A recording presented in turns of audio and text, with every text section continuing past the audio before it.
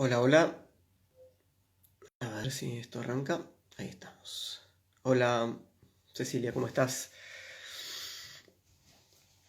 Hola, ¿cómo les va?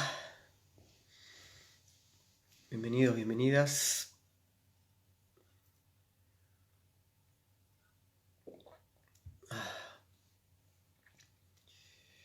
Bueno, espero que anden bien.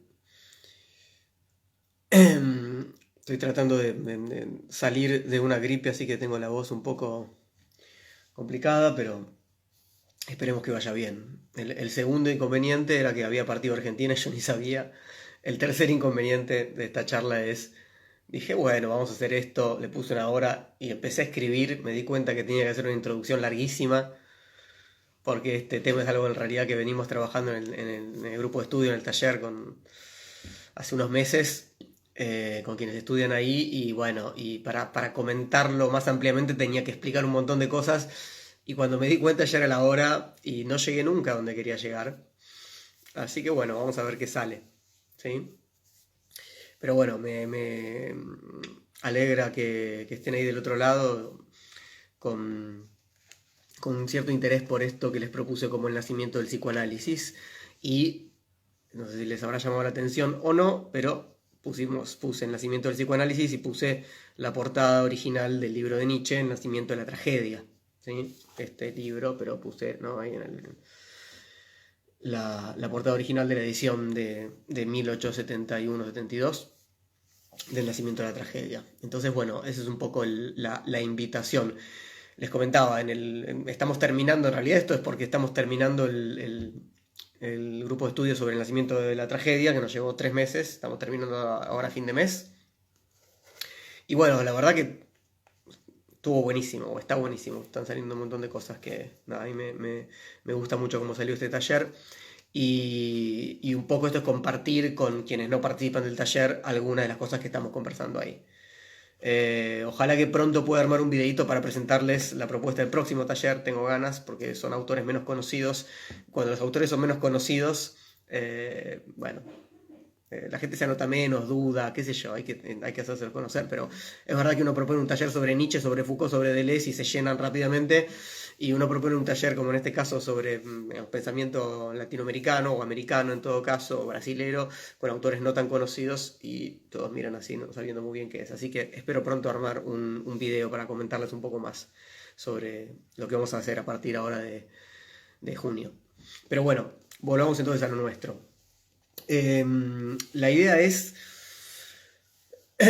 utilizar este libro de Nietzsche, que es el primer libro de Nietzsche, ¿sí? El nacimiento de la tragedia, para hablar un poco de por qué podemos sostener que el libro también nace el psicoanálisis.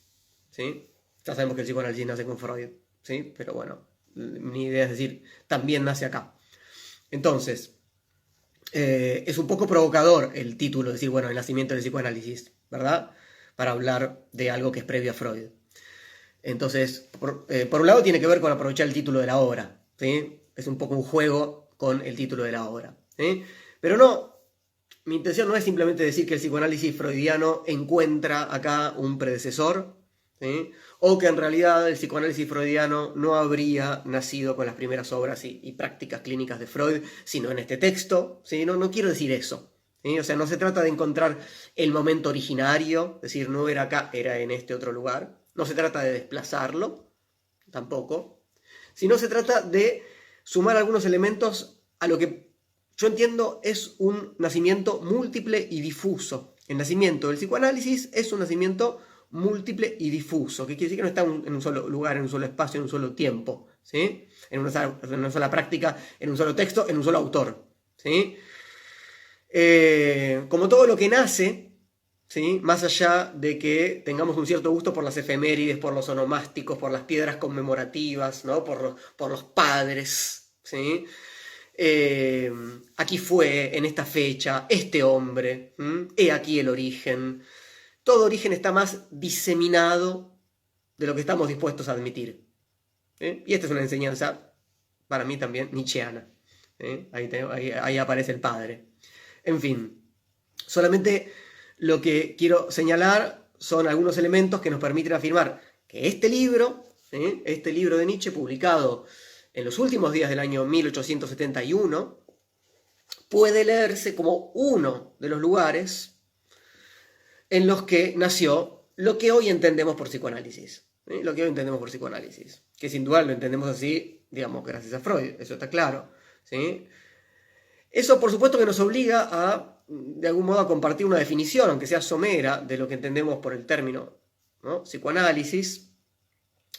Una definición que sea lo suficientemente amplia, de algún modo. Así que les voy a proponer esta, que la escribí hace un rato y a mí más o menos me funciona.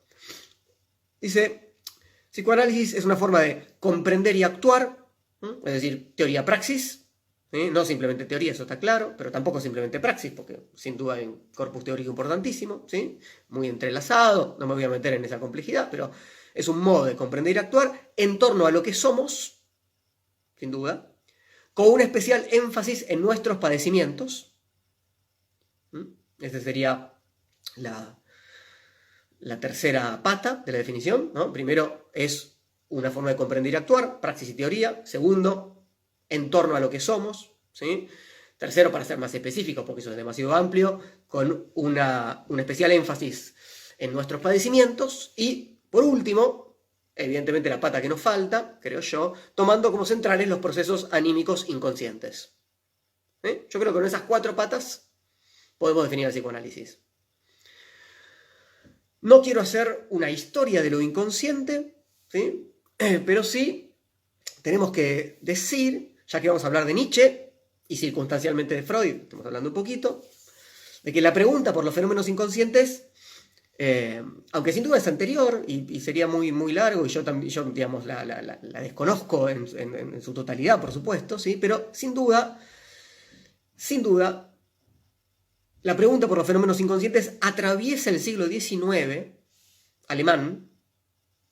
Estamos, o sea, Freud escribía en alemán, aunque no era de Alemania, pero del ámbito, ¿no?, de la cultura alemana, sin dudas, ¿sí?, Nietzsche también.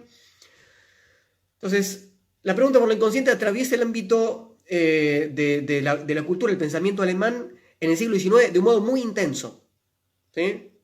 No empieza la pregunta por lo inconsciente en el siglo XIX alemán, pero sin dudas hay una concentración, ¿sí?, de la preocupación por los fenómenos inconscientes en la cultura alemana, en el pensamiento alemán, en el siglo XIX. Y para nombrar esto nos bastan 4 nombres, entre los cuales al final están Nietzsche y Freud, pero antes lo encontramos a Eduard von Hartmann. Este libro, ahí no sé si se ve, Filosofía de lo inconsciente, que recién, fíjense, es un libro que salió el año pasado, 2022, es la primera edición en español que tenemos, de un libro que en realidad es un libraco, no está completo, son 600 páginas, pero es una selección, es un libro gigantesco, es una gran obra de Eduard von Hartmann del año 1869, Filosofía de lo inconsciente. Y recién ahora tenemos una versión en español, gracias al amigo Manuel Pérez Cornejo. Está editado por Alianza, para quienes les interese.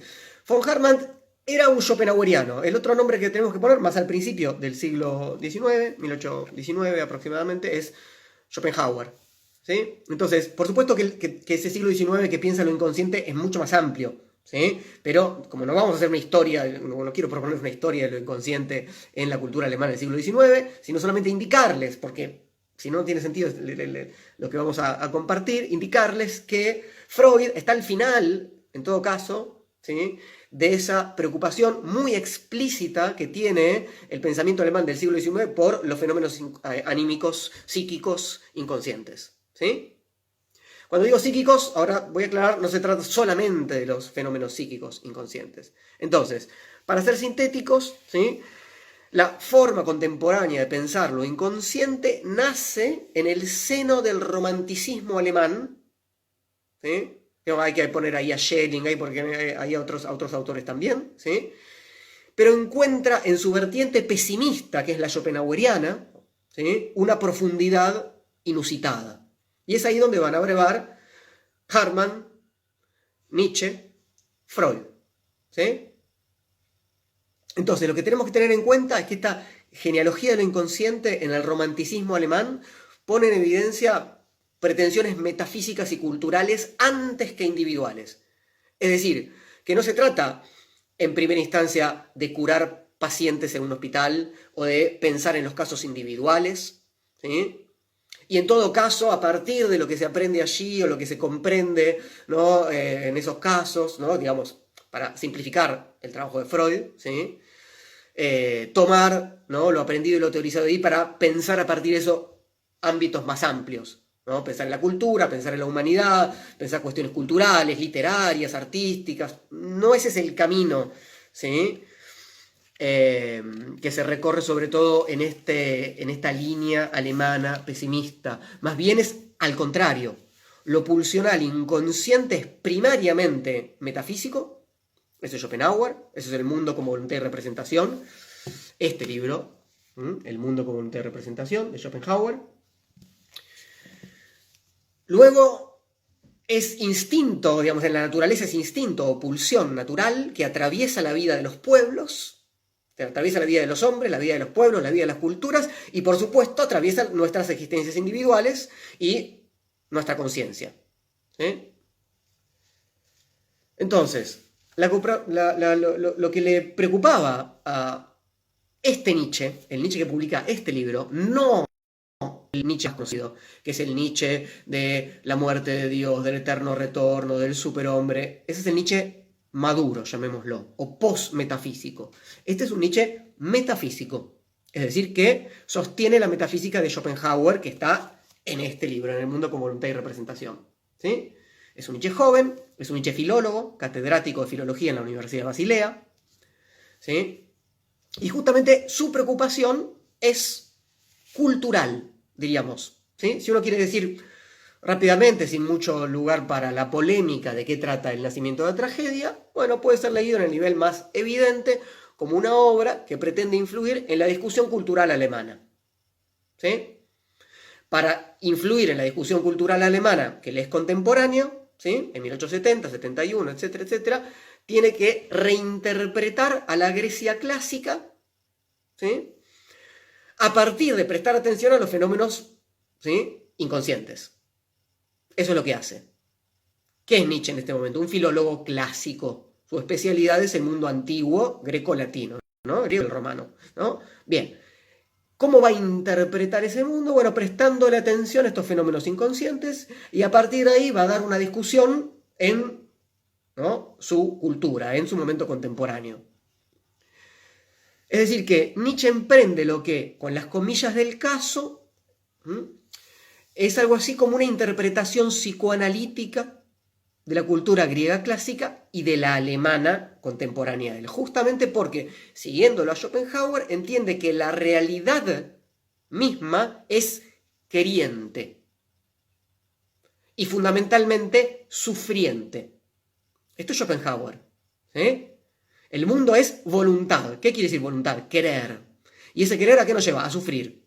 Eso es Schopenhauer puro y duro. ¿Sí? Hasta se los puedo leer de acá, les puedo leer algo un poquito. A ver, por ejemplo, parágrafo 59 del mundo como voluntad y representación. En lo que concierne a la vida de los seres particulares, toda biografía es una historia de sufrimientos, pues toda existencia es por lo general una serie continua de desdichas, mayores o menores, que sin duda cada cual oculta en la medida de lo posible, porque sabe que los demás rara vez sienten interés o piedad, y casi siempre satisfacción ante el relato de las desgracias a que en ese mismo momento están ellos expuestos. Tal vez no haya un hombre que al final de su vida, si conserva sus facultades y es sincero, desee volver a padecerla y no prefiere el absoluto no ser. El contenido esencial del monólogo universalmente célebre de Hamlet es resumido el siguiente: nuestra condición es tan miserable que el absoluto no ser sería claramente preferible. Si nos pusieran, dice más abajo Schopenhauer, si nos pusieran delante de los ojos los dolores y penas terribles a los que constantemente está expuesta nuestra vida, nos llenaríamos de espanto. Esto es lo que se conoce como el pesimismo schopenhaueriano, del cual estábamos hablando y en el cual está von Hartmann y el joven Nietzsche que escribe El nacimiento de la tragedia. ¿Sí? En la vida se sufre fundamentalmente, ¿por qué? Porque la vida es fundamentalmente pulsional, queriente. Y ese querer no es un querer que pueda satisfacerse. Se satisface muy, muy parcialmente, muy esporádicamente, pero para, ¿sí?, encontrar una insatisfacción mayor. Entonces, esto es lo que hace a la filosofía schopenhaueriana tan potente. Se pregunta por el padecimiento de nuestra existencia y nos exige abrir los oídos a las dinámicas inconscientes para tratar de comprender de algún modo esos padecimientos y hacer algo a partir de eso.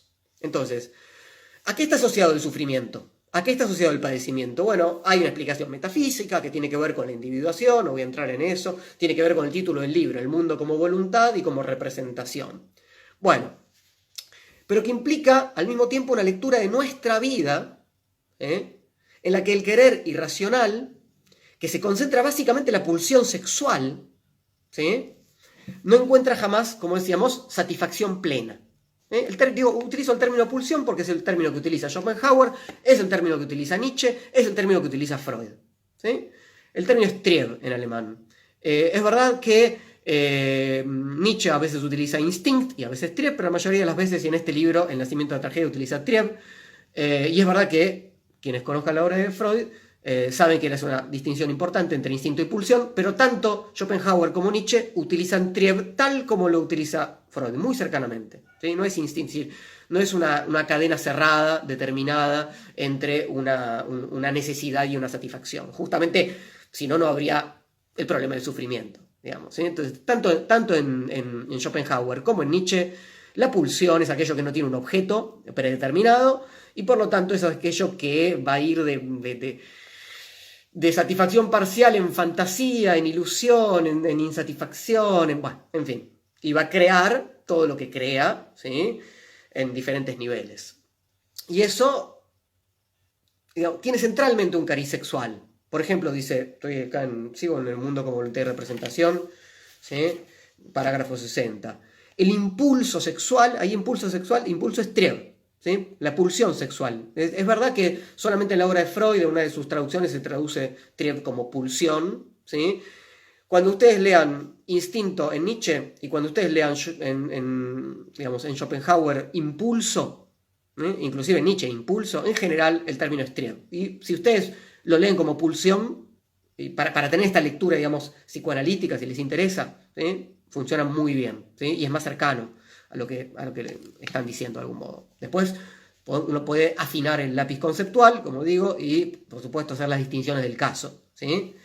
Bien, entonces, todavía no llegamos, esto es lo que le dije de que la introducción era demasiado larga, pero bueno, me parece que es necesario. Bien, somos primariamente entonces pulsión sin rumbo fijo. Eso ya está en Schopenhauer. ¿Sí? Ahora, vamos a ver sí, ¿qué hace Nietzsche con eso?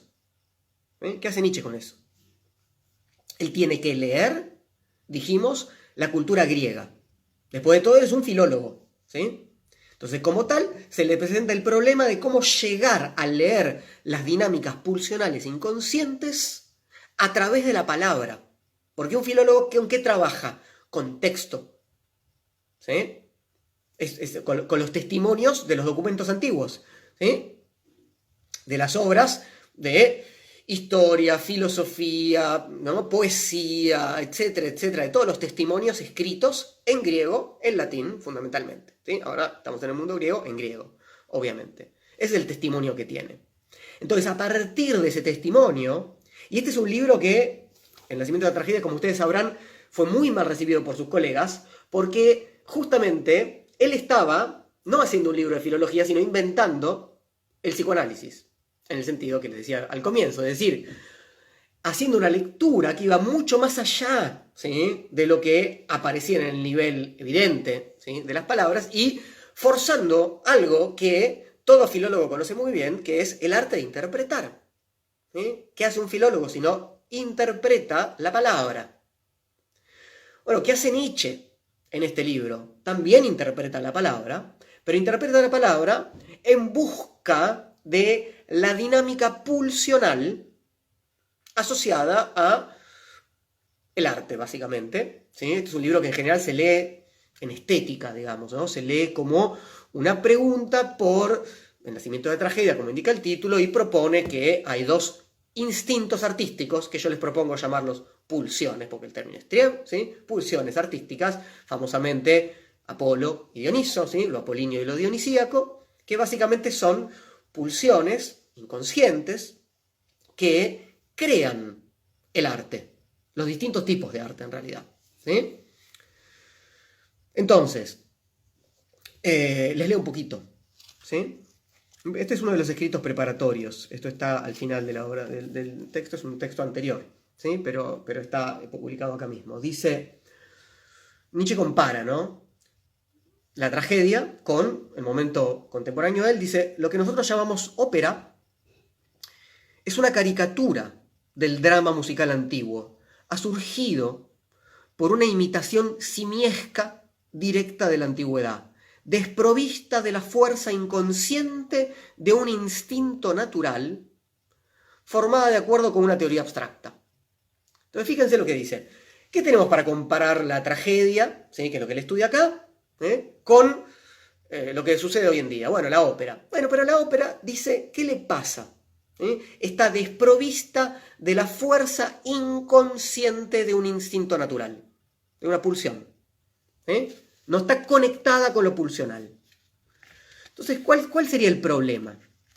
Nietzsche dice, para el desarrollo de las artes modernas, la erudición, el saber, la sabiondez conscientes, estoy leyendo, citando, constituyen el auténtico estorbo. Entonces, arranca Nietzsche de un modo muy claro. Sí, es la pulsión, en realidad las pulsiones, Apolo y Dioniso, que son pulsiones distintas, no vamos ahora a profundizar en eso, pero las que crean el arte. Nietzsche insiste mucho en esto, ¿sí? No es el hombre, no es el artista, no es el individuo quien crea el arte, es la pulsión. Por ejemplo, al final tenemos que entrar en esto, digamos, la pulsión apolínea fundamentalmente crea imágenes, ¿sí? Es la producción de lo imaginario, crea imágenes, nuestros sueños. Uno no elige cuándo soñar. Yo no sueño, ello sueña, ¿verdad? Uno no dice yo quiero soñar y voy a soñar, sino que a pesar de que uno no quiera, inclusive, uno sueña. ¿Y qué quiere decir uno? Ello, algo en mí sueña. Bien, pulsión apolínea, ¿sí? Produce imágenes. Para Nietzsche esto tiene una función terapéutica muy importante en este libro, ¿sí? Esa producción de imágenes en última instancia de belleza. Y la otra pulsión, que es la dionisíaca, que es la más fundamental, es la que hace música. La música asociada a la pulsión dionisíaca, que es la pulsión sexual, que es la pulsión primaveral, que es la pulsión que tiene que expresarse de algún modo en este tipo de arte que estudia Nietzsche acá, que es la tragedia. Como, esa es la famosa tesis, ¿sí? Los griegos crearon, ¿sí?, un tipo de expresión artística en el cual pueden operar juntas y potenciándose mutuamente la pulsión apolínea y la pulsión dionisíaca. Y entonces toda esa fuerza terrible asociada al goce, que es una fuerza que nos es capaz de deshacernos, pero moderada por la belleza de Apolo, ¿sí?, nos permite, en todo caso, ¿sí?, esa expresión de la pulsión sin que nos deshaga el espanto, ¿no?, de el sexo y la crueldad descontroladas, ¿sí?, de la orgía de las bacanales en su máxima expresión. Entonces,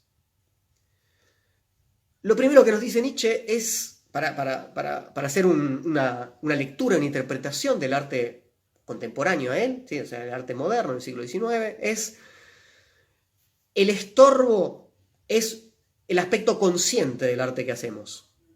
Y dice, todo crecer y evolucionar en el reino del arte tienen que producirse dentro de una noche profunda. Si no podemos No podemos hacer arte consciente porque es un arte muy debilitado. ¿Sí? Es un arte que perdió su raíz vital, digamos. ¿Sí? Que perdió lo vivo, lo viviente, lo instintivo, lo pulsional, etc. Bien.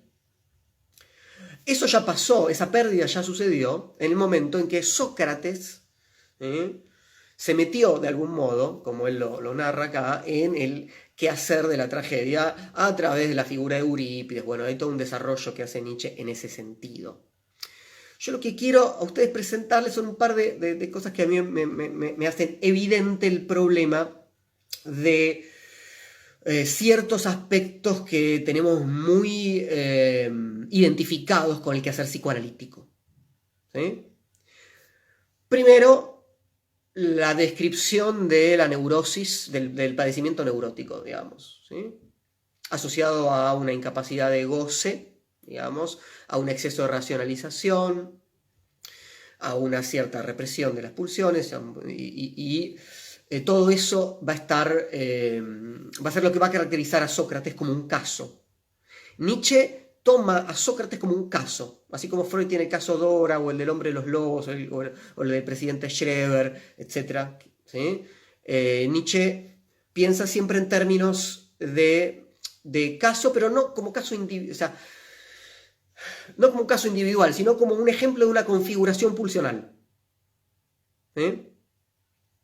Sócrates es el ejemplo de cómo se configura pulsionalmente un tipo, como lo llama él, que es el tipo del hombre teórico, que está en la raíz básicamente de la concepción del sujeto moderno burgués, neurótico.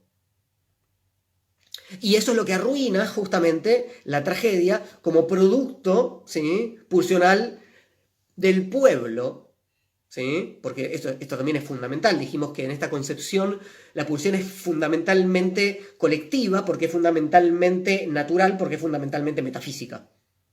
¿Sí? Entonces, es el problema de la conciencia y el exceso de racionalidad, ¿sí?, el que va a arruinar justamente este carácter pulsional. ¿Sí? Entonces, ¿cómo describe Nietzsche, cómo piensa Nietzsche qué es lo que pasaba en las representaciones trágicas? ¿Sí? Bueno, estaba muy cercano, ¿sí?, a las fiestas dionisíacas, porque venía de las fiestas dionisíacas, ¿sí?, donde había rituales que implicaban justamente orgías, descontroles de todo tipo, asociados más bien a las fiestas populares, que implican el festejo de la sexualidad, de la primavera. ¿Sí? Les leo un poquito. Dice: el alma del ateniense que iba a ver la tragedia en las grandes Dionisias continuaba teniendo en sí algo de aquel elemento de que nació la tragedia.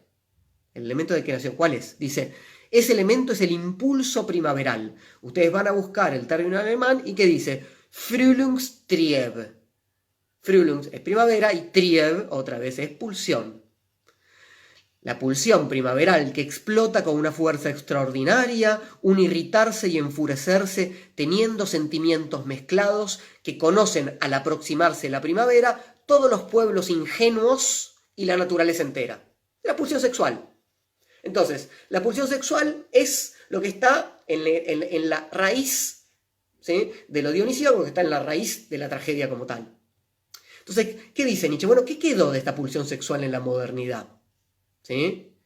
Bueno, lo que sucede es que cuando hay festividades populares donde esto empieza a desplegarse de modo carnavalesco, ¿no?, rápidamente desde la perspectiva del hombre burgués, aparece como algo terrible de lo cual hay que mantenerse a raya, como si fuera una especie de epidemia popular sobre la cual hay que tener mucho cuidado.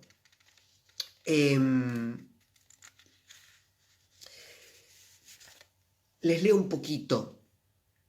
No es un capricho ni una travesura arbitraria en que en los primeros comienzos del drama, muchedumbres excitadas de un modo salvaje, disfrazadas de sátiros y silenos, pintados los rostros con hollín, con minio y otros jugos vegetales, coronadas de flores las cabezas, anduviesen errantes por campos y bosques. El efecto omnipotente de la primavera, que se manifiesta de súbito, incrementa las fuerzas vitales con tal desmesura que por todas partes aparecen estados extáticos, visiones y una creencia en una transformación mágica de sí mismo, y seres acordes en sus sentimientos marchan en muchedumbres por el campo. Aquí está la cuna del drama. ¿Qué pasa? Esa pulsión nos transforma, nos pone en éxtasis. Éxtasis quiere decir etimológicamente el fuera de sí, ¿sí? Estar fuera de sí. Los ritos dionisíacos, dicen Nietzsche, hacen vacilar el suelo. Cito, hacen vacilar la creencia en la indisolubilidad y fijeza del individuo. Es decir, lo que la pulsión pone, sexual, dionisíaca, pone en evidencia, ¿sí? Es que el yo, ¿sí? La conciencia individual, es un dispositivo muy frágil, que no es fundante, ¿sí? Que Descartes, ¿sí? Digamos, poco tiene de razón en fundar, ¿no? Lo que somos en la conciencia, ¿sí?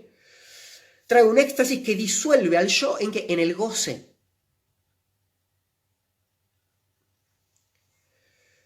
Por eso esto está asociado a las bebidas narcóticas y por eso Dioniso es el dios, ¿sí? Del vino, etcétera, etcétera. ¿Sí? Es lo mismo, ¿sí? La pulsión primaveral, la pulsión sexual, el vino, ¿sí? Todo lo que implica Dioniso en términos de las bestias salvajes, los animales, lo nocturno, etcétera, etcétera. Entonces, todo lo que es justamente en estas fiestas populares, ¿sí? Se despliega. ¿Qué pasa? Dice, con esto que llamamos la neurosis socrática. Cito, se lo leo acá del libro. Hay hombres que por falta de experiencia o por embotamiento de espíritu se apartan de esos fenómenos como de enfermedades populares, burlándose de ellos o lamentándolos, apoyados en el sentimiento de su propia salud. Los pobres, dice Nietzsche, no sospechan desde luego qué color cadavérico y qué aire fantasmal ostenta precisamente esa salud suya cuando a su lado pasa rugiendo la vida ardiente de los dionisíacos. Lo que esa posición llama salud está muy debilitado y está muy enfermo. Pero el hecho de que lo llame salud, va a decir Nietzsche, implica justamente una incapacidad de comprender ese fenómeno. ¿Por qué? Justamente porque quiere comprenderlo en lugar de conectar con él. Es demasiado racional. Forma parte de de esa resistencia que tiene, una incapacidad de conectar pulsionalmente con el fenómeno pulsional que ahí aparece. Después, Deleuze y Guattari van a decir esto de otra manera cuando dicen, bueno, es el deseo lo que lee el deseo. ¿Sí? Es la pulsión lo que tiene que conectar con la pulsión. Entonces, ¿qué sucede? Bueno, este tipo socrático que no puede gozar, eso es lo que... les leo un momento muy claro. Dice, es pretenciosamente árido e incapaz de gozar. El problema es el goce, porque el goce es lo que está en el centro del problema, digamos, del modo en cual Schopenhauer lee nuestro sufrimiento. ¿Sí? Si el goce no es algo que se pueda controlar, algo que se pueda racionalizar, justamente es el éxtasis, el exceso, es lo que disuelve el yo, ¿sí? Y eso sí o sí implica sufrimiento. No implica solamente sufrimiento, también implica placer, por supuesto, ¿sí? Pero el sufrimiento y de algún modo la relación con la muerte, con la aniquilación, viene de la mano. Y esto, en el mundo griego, tiene que ver con, y para Nietzsche no solamente en el mundo griego, quiere mostrar que esto renace en Alemania, ¿sí? Tiene que ver con lo musical. Piensen en el famoso mito, ¿sí? Del encuentro con las sirenas. Las sirenas son el personaje por excelencia de los mitos griegos, o uno de ellos, ¿no? Pero muy famoso, cuyo canto irresistible, ¿sí? Implica algo del orden de la sexualidad, sin dudas, ¿sí? Lo irresistible, ¿no? Si uno escucha eso, tiene que entregarse completamente, y ese goce lo aniquila, es la muerte. Ulises es el neurótico que quiere escuchar el canto de las sirenas, pero mantenerse con vida. Por eso es un astuto, por eso crea un dispositivo, ¿sí? Para mantenerse, tratar de experimentar el goce sin sus consecuencias, ¿sí? Es un bicho teórico, es un bicho socrático. La característica de la figura del tipo socrático, del hombre teórico, es que racionaliza y cree que el saber está asociado sobre todo a lo consciente. Entonces, este es el momento, dice Nietzsche, el momento llamado Sócrates, en el cual el saber consciente va a quedar como digamos, el sinónimo de saber, ¿sí? Y lo inconsciente va a quedar justamente como lo que se designa, ¿no? lo que queda del lado de lo bárbaro, del niño, del animal, de la mujer, etcétera, etcétera. ¿Sí? Por eso Nietzsche, desde este libro, pero esto lo va a continuar Nietzsche en el Zaratustra, va a poner al niño como el lugar pulsional de reivindicación, ¿sí? Del saber de la vida, del saber inconsciente, etcétera, etcétera. Mientras que la figura de Sócrates es la que va a fundar la ciencia, la que va a ir hacia el lugar adulto del, si quieren, Kant, ¿no? Del pensador ilustrado, el sapere aude, ¿sí? Hay que salir de la infancia, del estado infantil, que es el estado mítico, ¿sí? Y ingresar en el ámbito que permite el hombre teórico y racional, etcétera, argumentativo, lógico. ¿Sí? Para Nietzsche, todo esto es un problema que implica que Eurípides empezó a hacer un tipo de tragedia, dice Nietzsche, para un espectador que no podía gozar. O sea, que no podía conectar pulsionalmente con lo que pasaba ahí a partir del coro y de la música dionisíaca presente en la tragedia. Entonces, por culpa de que Eurípides empezó a hacer un tipo de tragedia para un espectador que era, ¿sí?, demasiado racional, incapaz de gozar, entonces empezó a desarrollar el tipo teórico. Y el problema, dice Nietzsche, de un modo fascinante, porque nosotros leemos y se nos enseña cuando hacemos un curso introductorio a la filosofía, ¿verdad? Que el momento griego, ¿sí? El momento griego clásico es el momento del pasaje del mitos al logos, es decir, el momento infantil a el comienzo de lo que después va a ser la ciencia moderna, ¿sí? Que se lee, ¿sí?, en el mundo griego como justamente, bueno, la filosofía, la madre de la ciencia, la madre del pensamiento racional, ¿sí? Bueno, Nietzsche dice, momentito, lo más potente que tenían justamente el mundo griego clásico no es el momento socrático del hombre teórico, porque por supuesto eso forma parte, pero tiene que estar en su lugar, porque eso implicó, poner eso en el centro, implicó justamente un aniquilamiento, no un aniquilamiento en realidad, porque esto es igual que en otras formas de pensar lo inconsciente, se puede reprimir, se puede silenciar. Dice, Dioniso se retira hacia el fondo del océano, pero no es que no esté operando, ¿sí? Después va a renacer, esa es la idea. El renacimiento del mito es un poco ese renacimiento de esta pulsión. Entonces, me perdí, les decía, la problemática de poner ahí está, a la razón en el centro, da cuenta de una incapacidad, ¿sí?, para operar con la pulsión de una manera que no nos lleven a un sufrimiento tan directo y terrible, y eso es lo que habrían logrado los griegos estéticamente.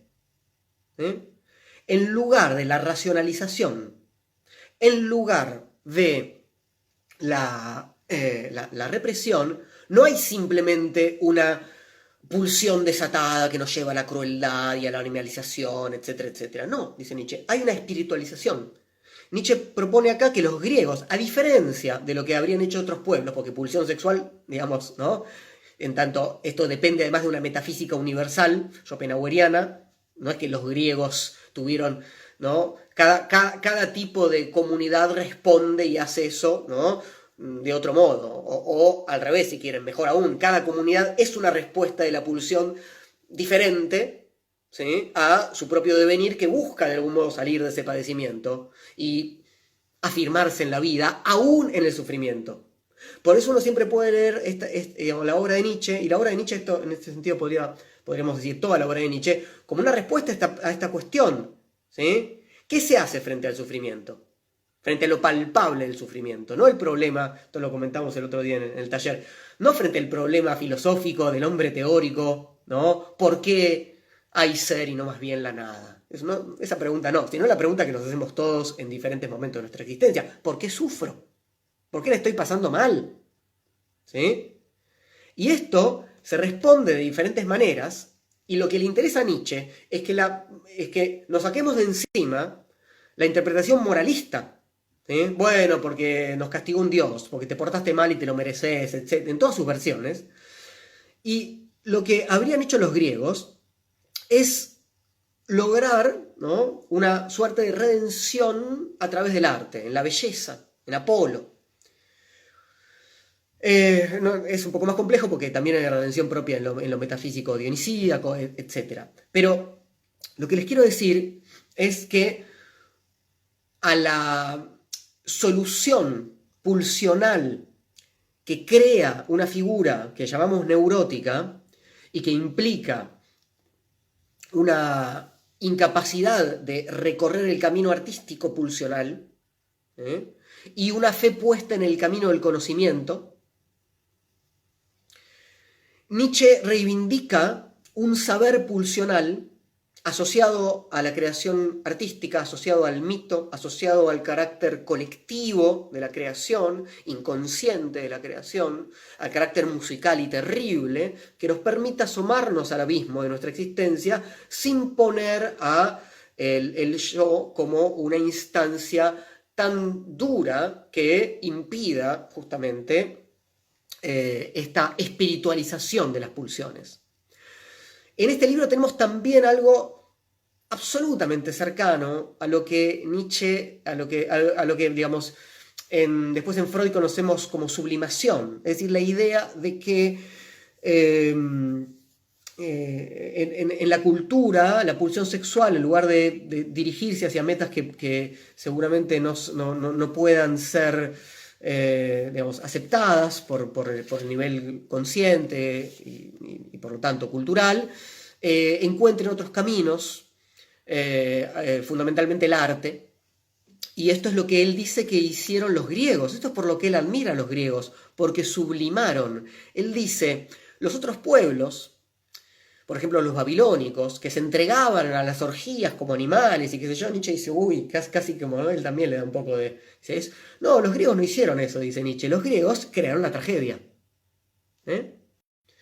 Entonces, básicamente todo el tiempo Nietzsche está, y lo dice al comienzo de la obra, la cuestión es de dónde viene la pulsión y hacia dónde va. Y qué es lo que crea en ese camino pulsional. ¿Sí? Y... bueno, hasta tal punto Nietzsche entiende que Sócrates es incapaz de gozar y por lo tanto no puede escuchar la música propia de Dioniso. Y hasta tal punto, insisto yo con que en este libro se crea de alguna manera, es uno de los momentos de nacimiento del psicoanálisis, uno de ellos, que en un momento del libro Nietzsche dice, bueno, en Sócrates los instintos, las pulsiones están enfermos, están dados vuelta. Este tipo está mal, está mal. Esta configuración está errada.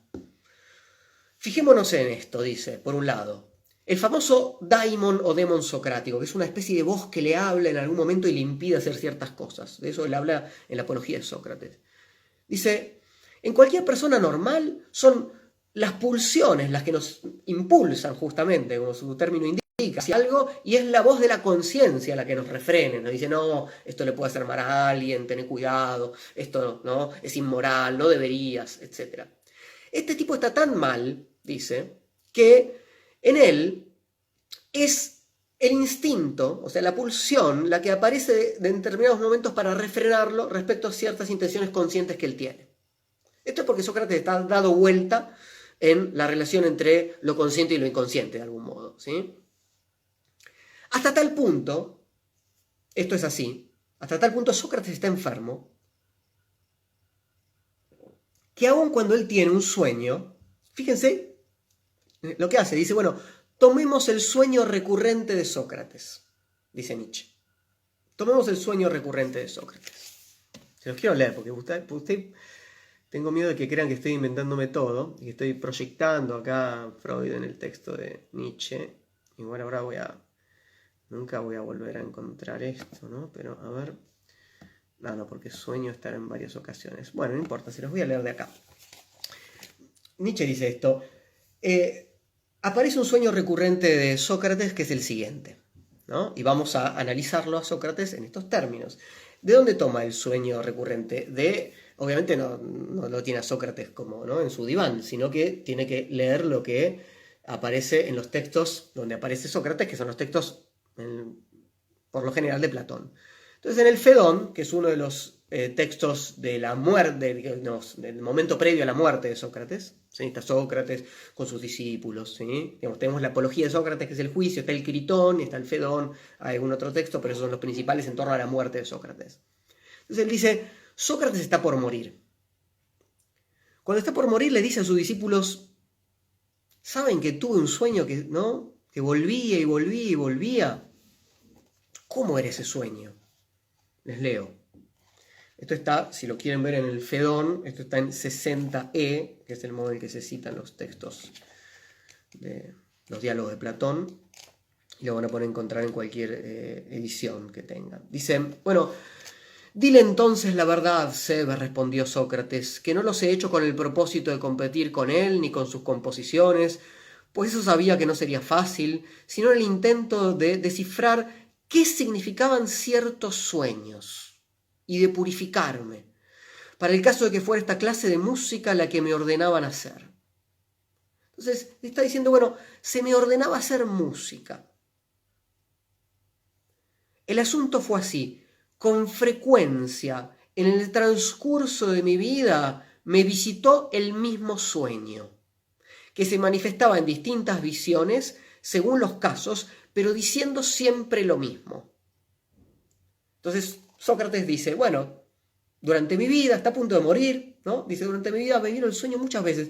Había distintas imágenes, eran distintas situaciones, pero siempre pasaba lo mismo. El sueño se me decía, haz música y practícala. Eso era lo que era recurrente en el sueño de Sócrates. Haz música y practícala.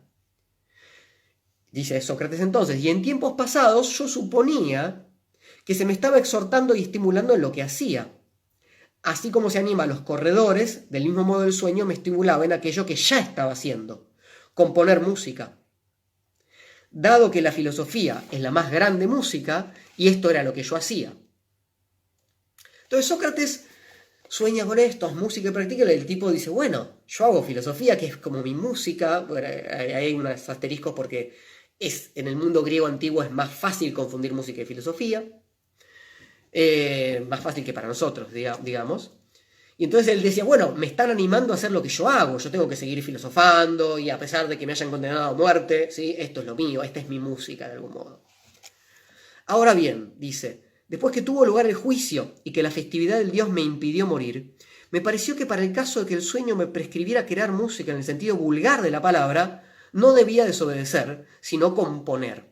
Entonces, en ese momento, justamente, antes de morir, Sócrates, esto dice Nietzsche interpretando esto que aparece acá, la interpretación propia que hace Sócrates de su propio sueño, ¿sí? Dice, se da cuenta que en realidad en sueño se le aparecía la pulsión inconsciente dionisíaca musical, ¿no? Diciendo, bueno, se trata de esto, se trata de la música, o sea, de la pulsión sexual, se trata del goce. Y Sócrates, ¿cómo lo leía? Lo leía diciendo, filosofía, o sea, razón, o sea, lógica, o sea, argumentos, o sea, conceptos. Y Nietzsche dice, no, amigo, el sueño dice, hace música, ¿sí? Permití que el camino pulsional, ¿no?, asociado al goce, se despliegue en tu existencia.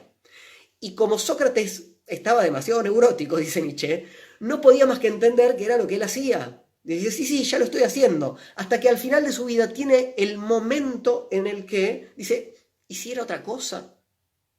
Es el momento de verdad de Sócrates. Entonces, vean si esto no es psicoanálisis. ¿Sí? Le está haciendo una sesión muy barata a Sócrates, pero en última instancia, como dijimos, a Nietzsche no le interesa el caso individual. Le interesa mostrar que esto es una tipología de organizarse la pulsión y que es la tipología que triunfa en la modernidad. Bien.